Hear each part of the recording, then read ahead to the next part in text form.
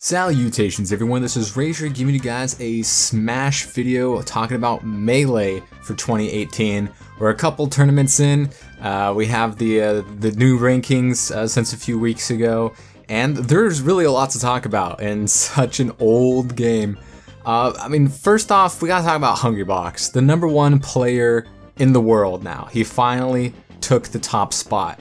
I mean, he had a very strong 2016, won Evo, and then, at UGC with that loss to Armada, it kind of, that sealed that Armada would retain the #1 spot after Hungrybox had such a great year.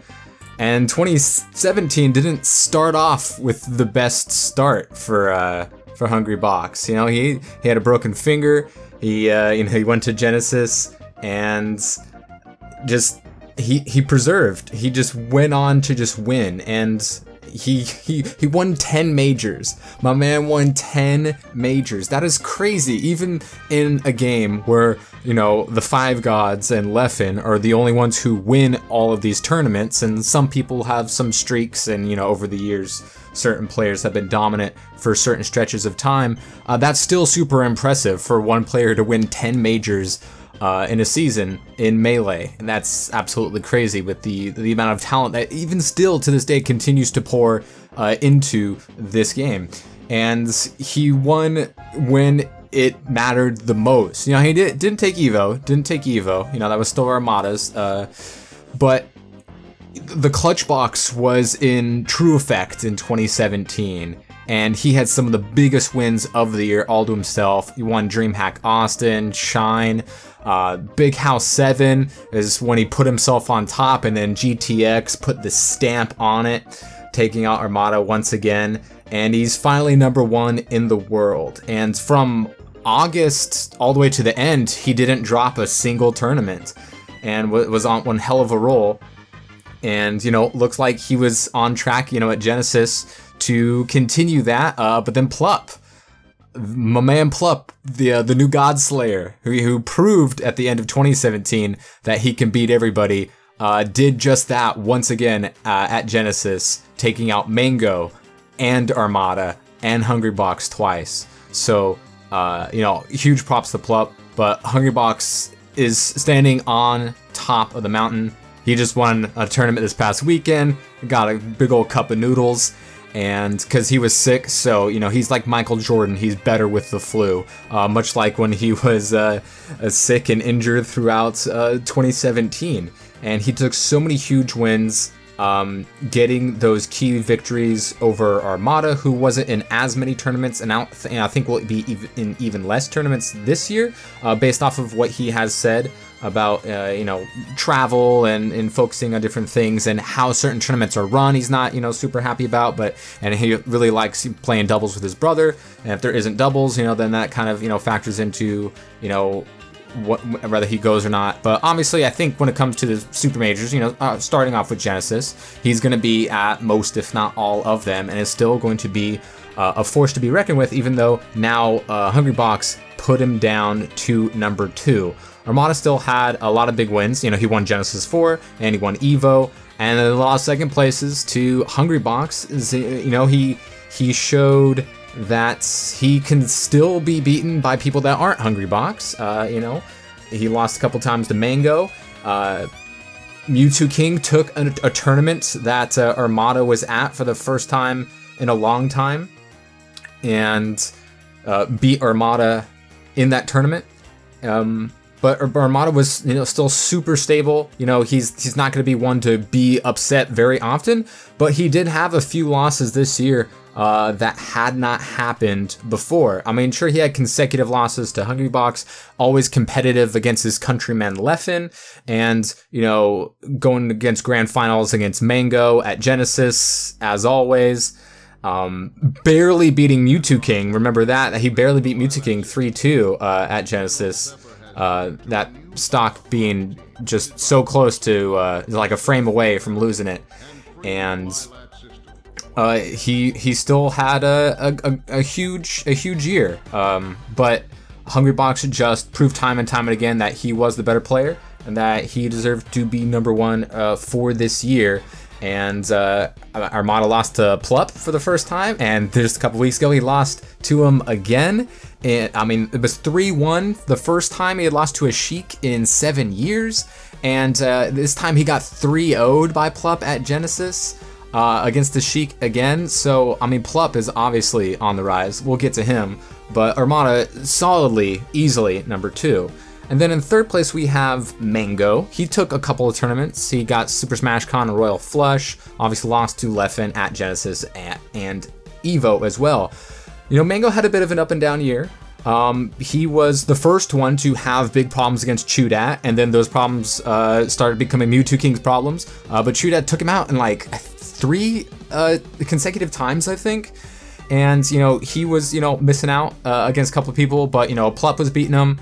Axe, of course, has always been a threat to take out Mango. I think less so this year, even though, you know, it still definitely was a present danger there. Obviously, you know, Mango doesn't want to settle with, you know, not being the best, with not winning every tournament against who he considers to be, you know, the best competition out there. But he regrouped. You know, he took his first sets off of Plup and Axe at Super Smash Con, and, you know, started to do a little bit better. He went from between 5th and 2nd at Big House, DreamHack Denver, Smash Summit, and was losing to Hungrybox, Armada, and Leffen. And that was pretty much the way that the rest of the season played out, mostly just losing to those 3. And you know, being pretty consistent against his few times against Mewtwo King. With this way that the seeding works, he doesn't often face M2K, but has able to dispatch him the couple times that they did play. But of course, Hungrybox was taking him out for the second half of the year. Even though at the beginning of the year Mango was started out really strong against both him and Armada, and that kind of waned for the rest of the way. But definitely easily third place, as we have Mewtwo King as well, staying in his spot from the previous year. Mango staying in 3rd, Mewtwo King staying in 4th. He took a tournament at CEO Dreamland, and then 2nd at Super Smash Con, 3rd at Genesis, and 3rd at GTX, which showed a lot of promise. It was, you know, he's able to show that he can beat anybody, just not as consistent as, you know, the 3 people above him, and has had one of the better records against Hungrybox. His Fox is just always all over the place. It's always changing, just because that's the way that he likes to play things. And obviously he ran into Mango's problem against Chudat a few tournaments in a row, and was just really hating the Ices matchup. And, you know, if any of us have ever played Ices or seen somebody play Ices, we would know why, because that character is super duper broken. And, you know, then Plup's rise continued. You know, those Sheik Dittos against Plup were always super duper close, but Mewtwo King won almost all of them. But then Plup started to get the better of him a few times in a row. And then, you know, he lost to Axe for the first time in a long time, and then he lost to him again at Smash Summit. So, you know, he was able to get some higher highs than in 2016, but at the same time showed still vulnerable against some other players like Chudat and Axe, and has been able to overcome, you know, Armada and Mango a couple of times, but, you know, still not super duper consistent from tournament to tournament, but always almost always super duper close in a lot of those matchups, especially against Plup, and while still having a positive record against the rising superstar. But, you know, almost always in the top 10, and his only loss outside of top 11 was to None. I think we all remember that huge upset. If you were watching the Smash 4 stream, you could still hear the crowd going crazy when None beat him with the Ganon. And, you know, he's gonna have a few missteps every now and again, but he is still the best Marth in the world, bar none. You can still say that he's the top Sheik, although, you know, Plup has been contesting that title and has the ability to beat everybody in front of him as well as behind him. But of course, you know, the consistency isn't always going to be there, and when we would all wish to see more of that. And see Mewtwo King win more than one tournament this year, more than one major. And then 5th place, we have the man of the hour, Plup. He won DreamHack Atlanta. You know, that was his lone big win, but of course he had a lot of huge upsets in second place finish at Big House 7, where he lost to Hungrybox in 2 sets, and second place at CEO, third at Super Smash Con. So, you know, he has elevated himself above Leffen, not in just, you know, placement here, as Leffen is number 6, only winning his very first tournament, you know, coming back at Gommel, where he beat everybody, all the gods and everybody, but, you know, he had a second at Smash and Splash, third at Big House, fifth at Genesis. Plup was on a different level than Leffen this year, and has started off 2018 with a bang by taking out 3-2 and number 1 twice, and showed a lot of evidence of that being an easy possibility. You know, every year we wonder, is a non-god, is a non-top 6, you know, going to win a major? And now he's cracked the top 6, and he has won a major by beating 3 of the gods in attendance, and easily I think would have beaten Leffen as well. But, you know, he's able to take, he started to take more games off of Mewtwo King Sheik, and then we saw him do that crazy thing with Luigi that was absolutely insane. And, you know, won DreamHack Atlanta by beating Axe and Mewtwo King and Hungrybox in 2 sets at Winners and Grands Finals. So he, and his Plup Fox was really good at Genesis, and it was crazy to see somebody get that good in the Fox Puff matchup as quick as he did. Obviously, Plup Fox has always been a thing, but he kicked it up to a higher gear, to like Mewtwo King's level of being able to challenge Hungrybox. It's not gonna always happen, maybe not even always be 50-50, but always gonna be having a chance, is going to be on top, you know, a few of those times. Winning 3-1 against Armada at Smash Summit was huge. You know, Armada hadn't lost to a Sheik in 7 years, and he looked very good. And at Genesis, he 3-0'd him, and with that Zelda kick, that was crazy. But, you know, he was doing very well against Leffen, you know, and then would lose to Hungrybox. You know, that was kind of the roadblock. You know, wouldn't get to face Armada a ton, and was always, you know, competitive against Mewtwo King. And of course, Mango is no slouch, but Plup has shown, you know, last year, and as well as what we've seen thus far this year, he could crack the top 3. He absolutely could. If he's consistently beating Mango, and if he can continue this quote-unquote dominance that he's had over Armada these past couple of times, and still be, you know, even if he goes 50-50 against Hungrybox, he could easily be number 3 and beat out a couple of gods. So we're all super excited to see Plup and what he's been able to do, and also, you know, in doubles with Mewtwo King, as those guys just continue to win. And then we have Leffen, you know, the villain of Melee. You know, most people probably consider Hungrybox to be the villain because he's a Jigglypuff player, and people really hate Jigglypuff, even though he's using a character that's the worst matchup against the most popular and best character in the game in Fox, and he's still able to clutch out all these huge sets and tournaments and things like that. But Leffen, being the asshole that he is, makes it really easy to root against, and we saw more shades of that at Genesis with his inability to act like a decent human being. And still, obviously, a top player in number 6, but I think with Plup's eclipsing of his rank, that is going to continue on into 2018. Mewtwo King had a very easy year of taking out Leffen, and, you know, he would be competitive against Mango and Armada, but when it came to Hungrybox, only beat him a couple times. Mewtwo King dispatched him pretty well, and Plup has gotten better and better against the matchup of Leffen. But of course, you know, Leffen is just going to make it to every single top 8, and is, you know, going to challenge anybody above him. It's no easy automatic win. In you know, he had a big high start off the year. You know, he was finally able to get the visa thing situated, so this was like his first full year back in a couple of years. And, you know, he started off with Gommel by beating the 5 people in front of him, and so we know what he is capable of. But obviously, he still has some matchups that he needs to work on. And the rest of top 8, is has some really good stories, like Axe. You know, he got 3rd and 4th at DreamHack Denver and Atlanta.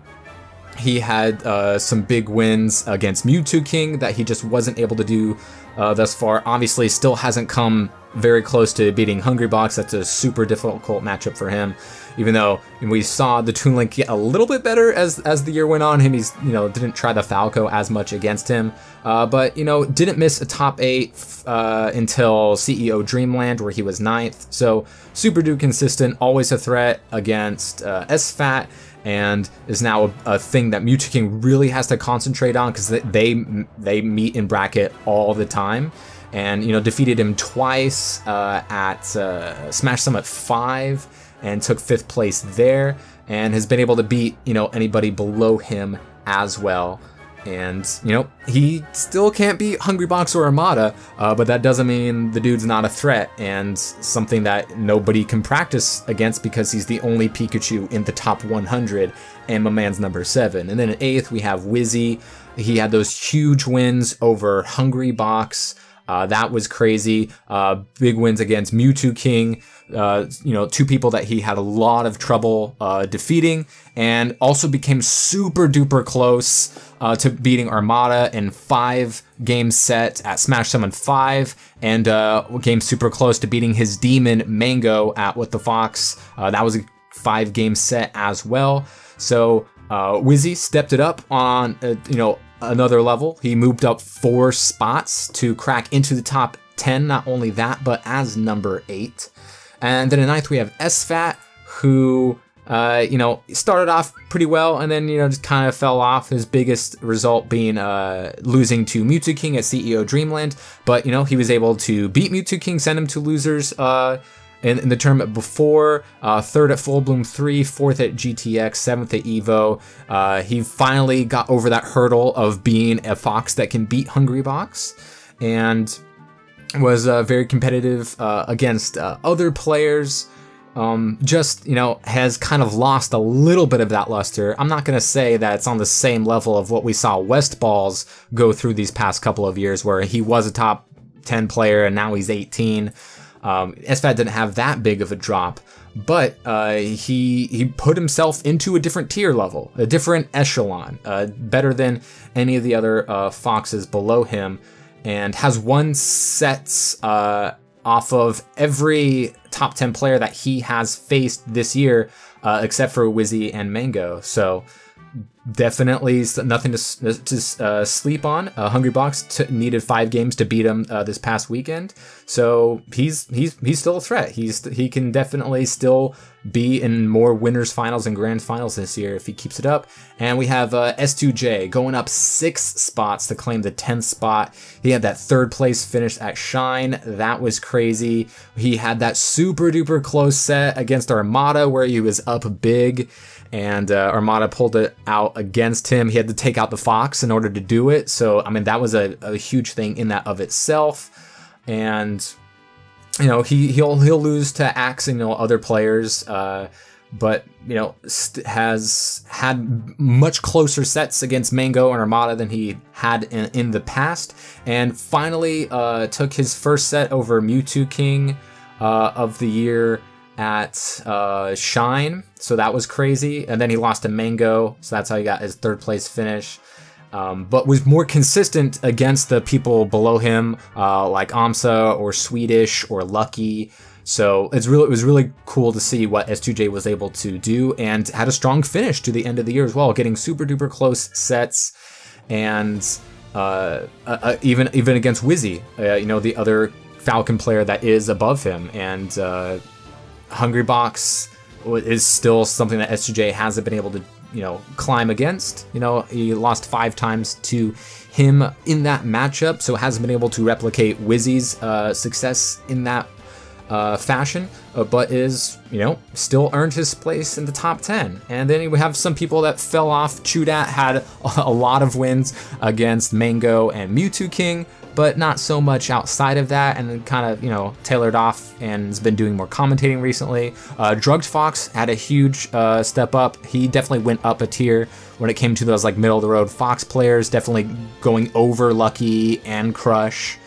I think easily, especially towards the end of the year. And Dwan Energy McDaniels, he dropped 3 spots. Sad to see. One of my favorite players to see. Duck moving up a spot, you know, showing Leffen that your Samus problem is not gone.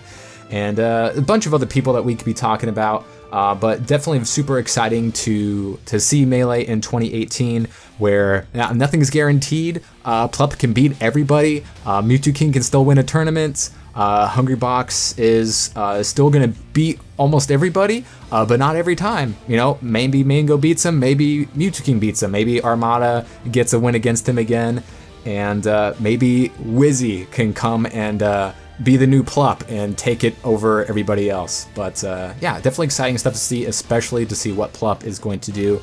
People are questioning, is the era of the gods over? Nah, those 4 guys are still going to win the majority of the tournaments, but obviously Leffen has always been in the discussion, and now you have to put Plup into discussion for every tournament for the rest of the year because of what he did last year and what he started off 2018 with. So definitely exciting.